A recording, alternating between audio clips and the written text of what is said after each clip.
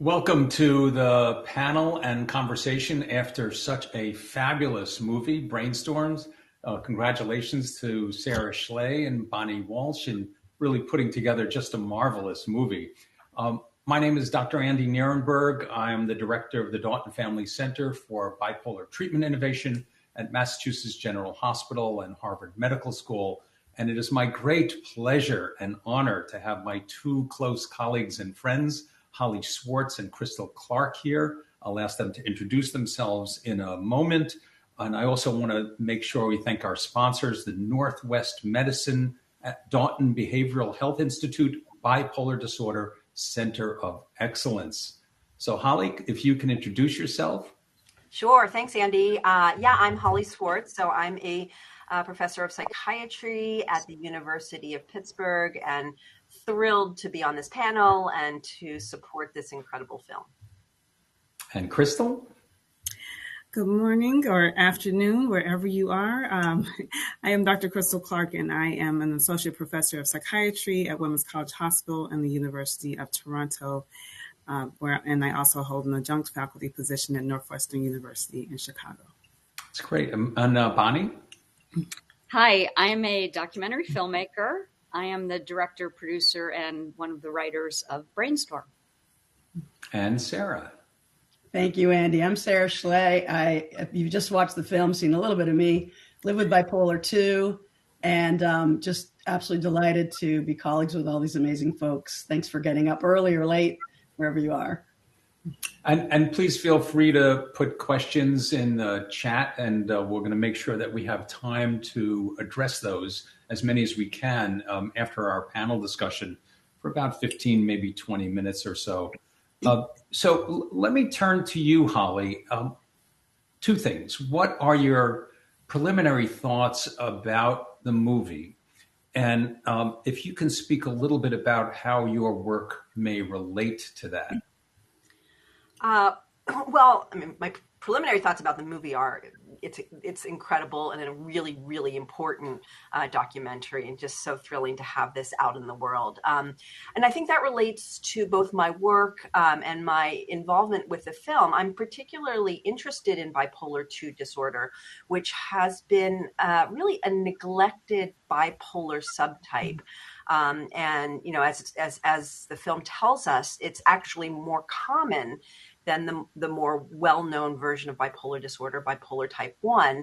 And it's equally problematic. It's associated with significant suffering. And so, Sara can tell you the story, but I became involved with this film and supporting this film through meeting Sara and our conversations about bipolar 2 disorder and Sara's advocacy work to really speak from the perspective of lived experience about bipolar disorder, combined with my professional interest. And we sort of became a duo talking about bipolar 2 disorder at really professional conferences to raise awareness. And then obviously Sara has taken this to a whole other level. But I think bipolar 2 disorder is a really important kind of bipolar disorder to center the discussion around. And this is a truly innovative film because, of course, it talks about bipolar 1 disorder, but it centers on the fact that bipolar disorder is a spectrum. And I think it allows more people to be seen, to be recognized, and for hopefully the field to catch up and learn more. Holly, could I just ask you to redefine bipolar 1 versus bipolar 2? Sure. Yeah. So bipolar 1 disorder is defined by the presence of at least one manic episode lifetime. Most typically, it occurs, it's characterized by both manic episodes and depressive episodes. But technically, you just need one manic episode to have the diagnosis. By contrast, bipolar 2 disorder, there's never a full manic episode. It's rather characterized by recurrent depressive episodes and what we call hypomania. So hypo means lower than. So it's really the distinction is one of intensity and often duration. So a mania can sometimes be accompanied by psychosis. Often people end up in the hospital. It's associated with people getting themselves usually into some kind of trouble because of the brain disease, whereas hypomania can sometimes actually be kind of fun, pleasant, and some people don't have any problems with it at all. So it's a matter of intensity on the mania, hypomania side. The depressions are just as bad either way. Oh, thanks so much. And Crystal, your thoughts about the movie and a little bit about your work. Yeah. Well, I absolutely love the movie. I've been sharing it with everyone, whether they're in the field. And I would say I'm sharing it more with people who are not in the field, because I think this movie breaks down some of the myths about, if I would know if someone had bipolar disorder, or you can tell if someone has it, or some of these caricatures that I think TV and film has, fictional TV and film has previously, shaped our perception or society's perception of what bipolar might be. And so I think this film does a great job of, for lack of a better way to say it, humanizing. Like, this is a disorder just like many other physical or mental health disorders that people deal with, and these are normal people living, and shoot, in this film, living extraordinary lives, but they've had to suffer with this, and I think it really breaks down a lot of those myths and hopefully some of the stigma around it. I find the film very accessible, and I know some people with bipolar disorder who really feels like they're seen. Like, it's like, they relate in a way that makes them feel like they're seen in this film, and I think that is just super powerful. Could you talk a little bit about your work? Yeah, so my work is with bipolar disorder across the reproductive lifespan. So when you're thinking about pregnancy and postpartum and perimenopause, for example, and experiencing bipolar disorder in those contexts of hormonal shifts, which is a whole nother complication of the disorder. And so for my career, I've been trying to figure out how do we manage these hormonal shifts and treatment, especially medication management in transitions such as pregnancy, where we're trying to figure out how do we maintain wellness for someone who is dealing with bipolar disorder, but also taking medications that might change in concentration and the therapeutic effect during that period of time. So we've accomplished a lot in our understanding and still have some more to do, but thankfully, a lot of my patients, I'm seeing them thrive and do very well with no episodes through pregnancy and postpartum, just from tweaking their medication management throughout pregnancy and postpartum, and having healthy children. So that's been very rewarding. Oh, thanks so much. One thing that's so striking about the film, and Sara, your particular story, is how long it took to get the diagnosis. And one of the things we're trying to do together with you, Sara, and other people through the Bipolar Action Network is see if we can change the system so that people can get systematic diagnosis a little bit better. And I was wondering what your thoughts about that are, Sara, in terms of the big gap between what people experience and the structure of how they get diagnosed. Wow. Thanks, Andy. And thank you for your work with the Bipolar Action Network, because I think the systems approach that we're trying to work on is probably the fastest way to get at some of these really complicated issues. I don't know. I mean, you know me, and I think one of the things I champion the most is having a diagnostic scale or screening scale that would work a lot quicker. Because in my case, and we talk about in the film, Dr. Trisha Supes talks about, is that we present to practitioners, whether it's our primary care or nurse practitioner or psychiatrist, looking depressed, because we don't come in when we feel great, right? We come in when we're devastated and anhedonia, can't find joy, don't want to get out of bed, etc. And most practitioners will immediately say that's depression, and then we'll get the wrong medication. Unfortunately, for a lot of people with bipolarity, the medications for clinical depression are not helpful, sometimes make you worse. But that, mindset on the part of the practitioner that this must be depression means we're still going to get more depression drugs. So how do we change that? We have to have a simple diagnostic. And I think the diagnostics can be simple. In my case, after 25 years of getting it wrong, my local doctor here in Western Mass happened to have Jim Phelps's screening tool. Jim's in the movie as well. And in about 5 questions, figured it out. Why did it take 20 years? That person knew what to look for because they'd gone to the International Society of Bipolar Disorder conferences, Holly, quite a bit.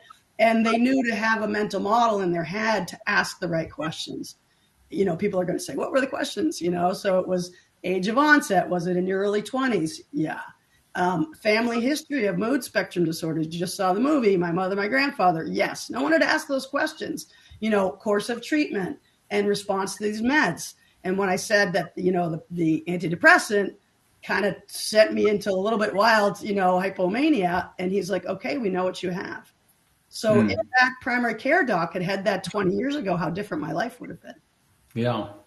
So that's where I go. I go to diagnosis. Yeah, it's really quite amazing that you know, look, Holly and Crystal and my colleagues have done a lot of research, and yet there's this big gap between what's in the research literature and what people actually do. And it's a gap that I hope we can collaboratively fill together. Holly and Crystal, I want to ask you, what were you surprised by in the film? What struck you that was sort of different, or what did you learn that otherwise you didn't quite really know? Holly? Sorry, I'm unmuting myself. Maybe it's not so much surprise as kind of by the individual stories. They were similar and different. So people who have gone on this bipolar journey through life, it's taken people to very different places and gone in very different directions. We can kind of trace the similarities. So there's a through line. And I think the film does a beautiful job of underscoring both what's the same and what's different across these stories. And I think that's a really important message, because everybody is their own person. And so your particular experience through life is going to be specific and unique. And yet the ability to extract some of these similarities is what we as psychiatrists need. We need to be able to see those patterns in order to arrive at a diagnosis, which is, you know, what, as Sara was talking about, we need that correct diagnosis to move ahead to the correct treatment. So I think it does highlight some of the challenges associated with understanding bipolar disorders, plural, because everybody's different, and yet the importance of being able to extract the commonalities. And I think this film really showed that tension quite beautifully and strikingly for me. That's great. We have about 4 or 5 minutes before we go over to answer the questions, and I want to try to fit in 2 things. Crystal, I want to hear your response to that, of like, you know, what you find interesting, and then Bonnie, I want to ask how you got involved in all of this. Yes, yeah. So I would say it wasn't like Holly. I wasn't surprised so much, but I thought it beautifully depicted just how each of the lives we're following, it's like they're thriving in these, their mania or symptoms are actually, they're using it to thrive in their particular endeavors for some period of time, not, you know, and then at some point it becomes, you know, difficult. But I think we don't recognize that enough, or people who aren't psychiatrists or studying this disorder don't realize how, it can be quite functional. It's actually, as our Major General talks about, it was actually what the military wanted. It's like, oh, this is perfect. This is the type of person we need. And I thought that was just so beautifully depicted. Great. So Bonnie, how'd you get pulled into all this? Yeah, good question. So Sara and I go back quite a ways. We met each other and became friends in college. And I've known her for all these years, but I didn't know what she was going through because she kept it pretty secret. But she did give me her memoir a few years ago to read, and I was really surprised to learn her story and felt a lot of, compassion toward her over it, of course. And she told me she wanted to make a film. She wanted to make a PBS film to educate the world because she'd become a mental health advocate.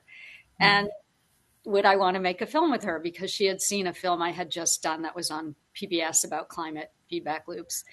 And I thought about it. It took me a little while to agree because it turns out making a film is a huge, huge project that can take many years. And it's a huge commitment. But I was really attracted to the topic. I mean, I've mainly worked on science documentaries. And I found the story fascinating. And I looked around and I didn't see a film that had done what we ended up doing. And I told Sara I'd want to, broaden out the number of characters in the film, people living with bipolar. And I wanted to add science stories because that was kind of my thing that I enjoyed. So that's how we came up with the idea to interweave the personal stories with the science stories. So I got on board pretty quickly and was excited about making this film. Oh, that's just terrific. What a great story. And Andy, could I just add one thing there? Yeah. Because people ask, how did you two meet all these brilliant scientists? And you can look to Holly Schwartz, who introduced us to all our buddies like Andy and Crystal. So that's how it cascaded, that we were blessed and privileged to meet like the most amazing bipolar scientists in the world. So that's thanks to you, Holly. Well, and it's actually, I want to just make a plug for the International Society for Bipolar Disorders. So ISBD, I'm currently serving as president, is a place where people who are passionate about bipolar disorders come together, and it is ISBD who is sponsoring World Bipolar Day. So I think we have kind of common ground there. So just a word for ISBD. That's great. Well, the first question is on the keto diet. And the whole, there are a couple of questions about it, but the main question is that a common approach for managing bipolar disorder in the West, still quite obscure in Japan as an approach. So, Crystal, what are your thoughts of the keto diet these days? Yeah, so is it a common approach in the West? I would say no. We're not there yet. I believe we have a long way to go as we start to really think about how we can use diet as a support for bipolar disorder. I too am still learning about the ketogenic diet and how it might be helpful to some of my patients. But yeah, I think the research is quite interesting, and we need to figure out how we might adopt that into practice and study it a little bit more. Holly, what are your thoughts? I get the appeal of a keto diet. Look, we manage bipolar disorder primarily through medications, virtually all of which have significant side effects. And so looking for more natural remedies or non-pharmacologic remedies, I totally get the appeal of that. And so it's important that we explore all avenues. I'm also a big advocate for behavioral approaches to bipolar disorder, which is another way to go. And I think we want as many tools in our toolbox as possible. The keto diet is emerging as a new potential tool for us. It's not ready for prime time yet. There have been some small preliminary studies that show promise, and I think that's exciting. Common, no, but really of interest, absolutely. And we're trying to learn more about how it works, if it works, and then to think about the feasibility for people to use the diet, which it is a bit tough to kind of get onto that diet and sustain it. Yeah, it is a difficult thing for people really to follow. That's one of the great challenges of it. And it is emerging as an interesting adjunct to treatment. How it works is an area of research and really has to do with essentially metabolism and how we make and produce and use energy. And we'll see what happens over time. But there's something you said, Holly, that really struck me, and that treatment is not just medicine. That medicine is a very important component to help people recover from acute episodes and then stay well for as long as possible.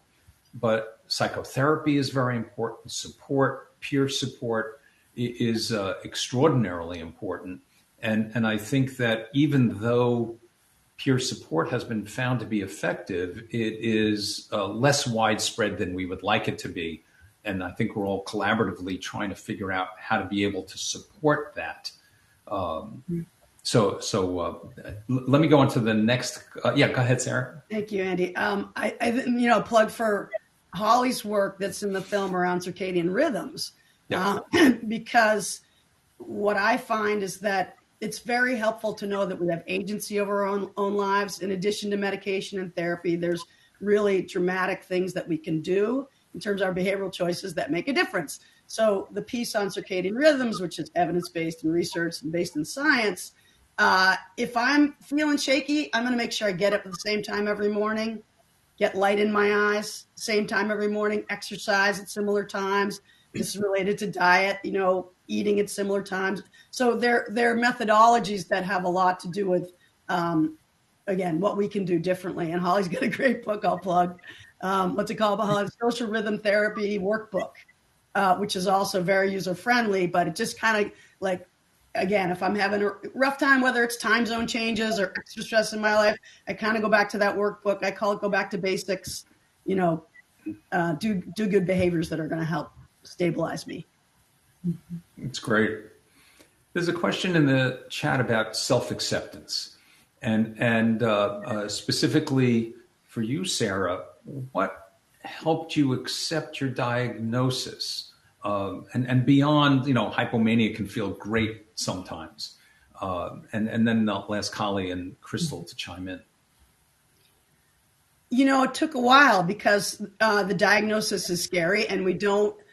In the beginning, before my correct medication finally kicked in, I wasn't so sure. I was skeptical about it. I was scared about it. I didn't want to have it. But then when the medication worked, which is, mood stabilizers, and it was like a switch of a flip for me. And I was like, wow, okay, I'm going to start to accept this piece of my life because it's helping me get better. The diagnosis is actually what's helped me get better because I got the right treatment. But I have to say, I want to shout out to my editor for the book. Her name's Jennifer Margulies. And I was still scared about being out. I'd been working on this book for more than a decade, but I couldn't press send. I was nervous about the stigma. And she said to me, okay, kiddo, and she's younger than me, here's your assignment. You go home and you write in an essay, I'm bipolar and a better person because of it. And I was like, what? I don't think so. But then I wrote this piece, and I can't remember if it's in the movie, but I ended up with 4 things. Emotional fearlessness. You can't scare me. I've been there. I'm going to be a steady friend. Compassion, because there, but for the grace of God, I could be in the streets. Discipline with my behaviors, because I know what's at risk if I don't do it, if I don't do my diet and exercise. And I think finally was gratitude, like Devika says in the film, because we know what it's like to not be able to feel joy. We're like some of the most joyful people. After I finished writing that little essay, I was like, okay, bipolar pride. And I've started to lean into that. And then I'll say, finally, the last chapter was meeting Devika Bhushan, Greg Martin, Parker, Heidi, Molly, and then all the other friends from Bipolar Action Network, Andy, that we're kind of a tribe now. And there's joy in claiming our identity. Took a while. That's great. Crystal, what are your thoughts about helping people accept the diagnosis?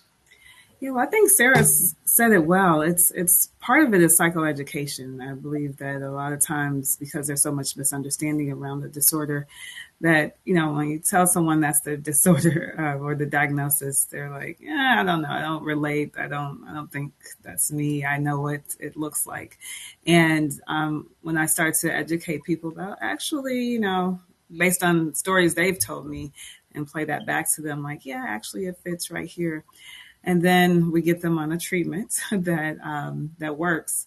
That both of those things, understanding, having more insight in, and feeling better is quite powerful in that journey to acceptance.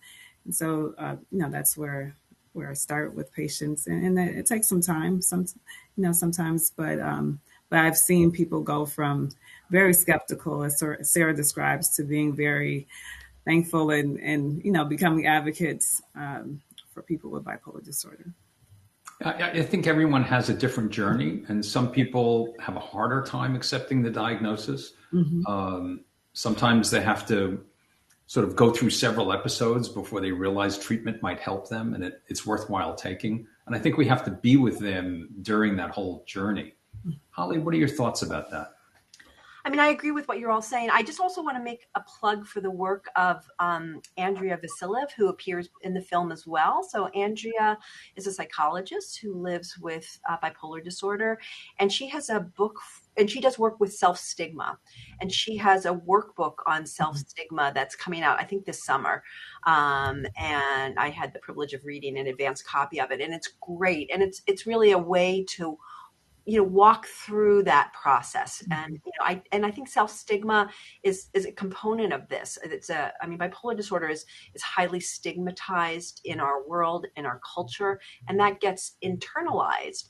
So even if you live with bipolar disorder, you can't help but also, absorb the message of stigma out there in the world. And so how do you combat that? And so I think another tool in our toolbox, and it's exciting that our toolbox is getting bigger, is Andrea Vasiliev's work around self-stigma. So keep an eye on that. As I said, that should be coming out in the next couple of months. Related to that, Bonnie, during this journey, you probably met more people who have bipolar disorder than you ever did before. Yes. And what surprised you? Wow. Yes, I did. And what was really amazing is almost everyone we met just when we were on the road filming, hiring crews, staying at Airbnbs, almost everyone we met said, oh, my sister, my brother, my aunt, my uncle, my best friend, my ex-boyfriend lives with bipolar. Like, it just amazed me that almost everyone seems to have some connection to it, which I had no idea. I mean, I actually have a relative by marriage who lived with it. So even I had a connection, but I didn't really know about it from him. But it's just fascinating. And I really grew to so appreciate the people I met living with bipolar. I was impressed with their brilliance, their creativity, their entrepreneurship, all the great qualities that we talk about in the film that so many people with bipolar have. I really had no idea, and I was so impressed with them. And I've, all the qualities I always appreciated in Sara all these years, knowing her since college, it just really gave me a true appreciation and appreciation for the suffering as well. Cause I know it's not easy for a lot of people, and it's hard to find the right meds. And, I guess it gave me a lot of, compassion and appreciation. And really, I was impressed with everyone I met. Thanks. And Holly, there's a question in the chat. What types of therapy work better for bipolar disorder?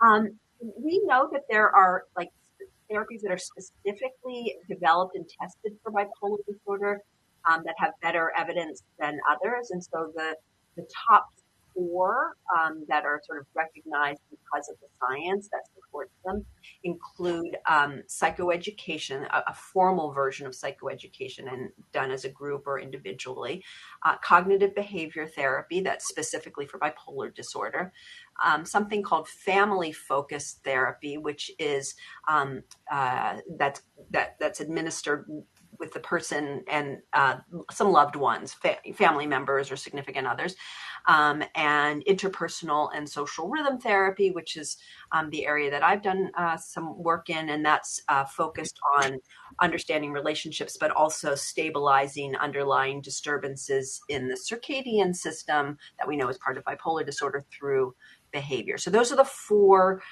best evidence supported approaches to therapeutic approaches to bipolar disorder.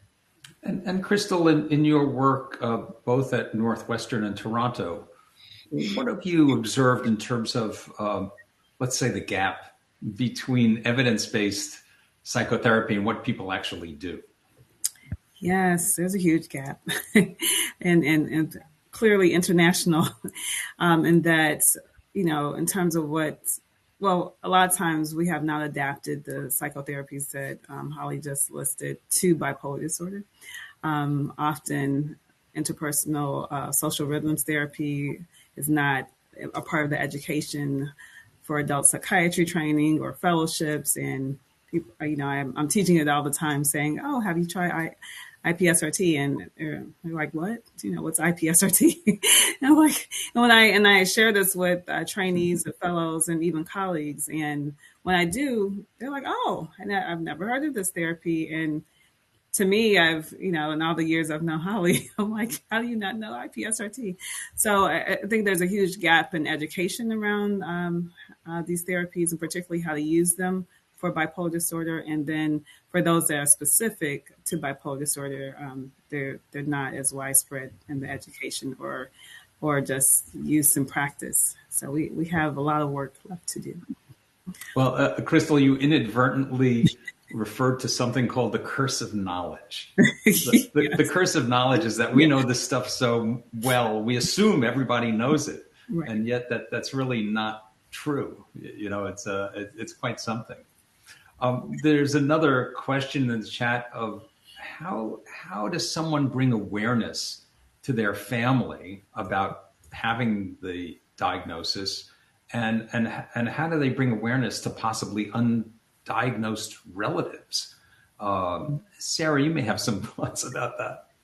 Wow. I think my family situation was a little different because we had this history of mood disorders with my mom and my grandfather. So inside our family, there wasn't that stigma. There was a lot of, I guess, sadness around it and compassion around it. So I don't quite have that personal experience. I would think that Crystal, Holly, and Andy, you guys would have a better insight because you've worked with so many people. Holly? Well, one size doesn't fit all. So I think, again, just like every person is their own individual, every family has their own sort of process and dynamics. I think creating and then helping people access educational material is important. So this film is a great example. And this is going to be widely available on public media. This is going to be something that family members can watch together or direct a family member to. The Depression and Bipolar Support Alliance has phenomenal resources. The National Alliance of Mentally Ill, NAMI, also has great resources. And I think different countries have advocacy groups that create educational materials that, again, how you finesse that, how you get somebody to agree to look at it. I mean, I think that's a bit of a challenge, but I think the end goal is to help people know that there is information out there that hopefully fits everybody's needs and helping them get access to it. Yeah, and it takes time for, let's say, people to cope and accept having the diagnosis. I think we have to be very sensitive to what it means to people and what it means to their relatives, and then help them, be able to live with it as best as they can. There's another question about community, and perhaps the importance of community. I think both for people living with bipolar disorder and even for those who study it. So Holly, if I can turn to you again, just to talk briefly about International Society for Bipolar Disorders. International Society for Bipolar Disorders, interestingly, was created by David Kupfer and Ellen Frank precisely for this reason, to create a global community of people who were interested in what at the time was an orphan condition that just not enough people were paying attention to. And only by sharing ideas, sharing support for one another, cross-pollinating across groups and individuals globally, that we have even, a beginning of hope to help people live well with bipolar disorder, to understand it, and one day to cure it. So I think nothing gets done without community. And, ISBD is of course, from my perspective, the the premier global organization to bring people together who are committed to this mission. But there are lots of groups working side by side, hand in hand, to do this. And I totally agree that community is really important for all of us. We're humans, we're social beings, we need each other to thrive, but in the case of science, to learn from one another. Yeah, and I think community collaboration, doing this together, tackling the challenges together, both in terms of us as clinicians and researchers, treating people, trying to do the research that will actually help improve their lives. We can only do it together. We just can't do it alone at all. And I have the great privilege of collaborating with Sara on the Bipolar Action Network. And really, that's been an extraordinary journey to really learn carefully what are the perspectives of people who live with bipolar disorder, not just us doing, the research and all of that. And again, Andy, I just interject, meeting each other people with bipolar, again, for me, I didn't know anyone. And it's just hugely de-shaming, destigmatizing, fun. We recognize each other's experience. It's like almost immediate love fest, whether it's in person or online. So I really encourage people to, I believe I don't know overseas what the analog would be, but in the States, we have the Depression Bipolar Support Alliance, DBSA, and we'll be sending out these resources, dbsa.org, where you can find peer support. Holly mentioned Dr. Andrea Vasilev's work, and that peer support is like evidence-based. It really works. So somebody in the chat wrote that saved their life was finding peers. So just want to flag that as well. That's great. Well, in the remaining 5 minutes, I'll ask you all to have some final statements, and let's start with Bonnie. Thank you. So I know some people have been asking how they can see the film, so I'd like to just address that. So there are several different ways. First, if you haven't already, join the mailing list on our website, brainstormthefilm.com. Then you'll get notices about screenings, events, film festivals, anything happening near you. The second way is we will be having a public broadcasting broadcast nationally in the States at some point in 2027. Hopefully we will also sell the film abroad and it can be seen in international markets. And third is we're looking to partner with nonprofits and universities and any kind of organizations to bring the film to you. So please get in touch with us about that as well. And I just want to make one more plug. And if you haven't read Sara's memoir that the film is inspired by, it's called BrainStorm, also From Broken to Blessed on the Bipolar Spectrum. It's a great companion piece to the film. Great. Thanks so much. Sara? Thank you, Bonnie. I don't know. I'm just so grateful that this is happening. It's a huge moment. I look at every one of you on the screen here, Holly, Andy, Crystal, Bonnie, and the amazing love and effort and brilliance and skill that you put into it. And we can multiply that by 100 other folks and everybody that's on the line. I'm just grateful that this is happening. Our goal is to minimize suffering and stigma, save lives. And, I think about it. Sometimes Bonnie and I on the road, when it's tough, I'd say, look, if we can help one person get better, it's worth it, right? So sending lots of love out there. And thank you. Crystal? Yeah, so I would say congratulations, Sara and Bonnie, and to all those who are featured in the film. I just think this is such an amazing step towards decreasing stigma, raising awareness, and humanizing this disorder, and and hopefully helping people to get diagnosed sooner. As we continue to try to figure that out, but I think this is one step closer to doing that. So congrats to you guys. Thanks, Crystal. Holly? Before we came online, this panel was talking about how this, in a time of much stress and discord in the world, this is something that we all can get behind. And it's a great joy and a moment of hope to recognize that so many people are coming together to address the challenges of bipolar disorder. And it's really great to have the leadership and the vision of Sara and Bonnie to bring hope to all of us. And as others have said, for all of us to come together to work towards good and good in the world. It's really uplifting. Well, thank you for that message of great hope. And I share that with you. I want to comment on something that Sara said. You save one life, you save the world. Yeah. Before we sign off too, Andy, I know that there are a number of questions we couldn't get to, and there's an amazing resource that's happening today, right?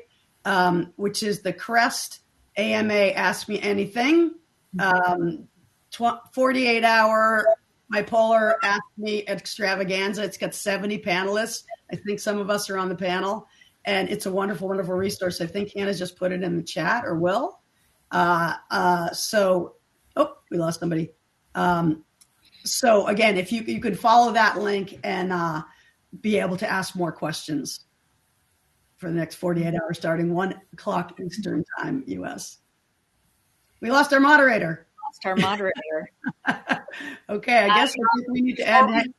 Before we sign off, I want to also, hold on one sec. I'm trying to call up my, I want the thanks that we can make for our sponsor. So yes, that's again, a thank you to Northwestern Medicine Dauten Behavioral Health Institute Bipolar Disorder Center of Excellence for sponsoring the screening of BrainStorm today in honor of World Bipolar Day.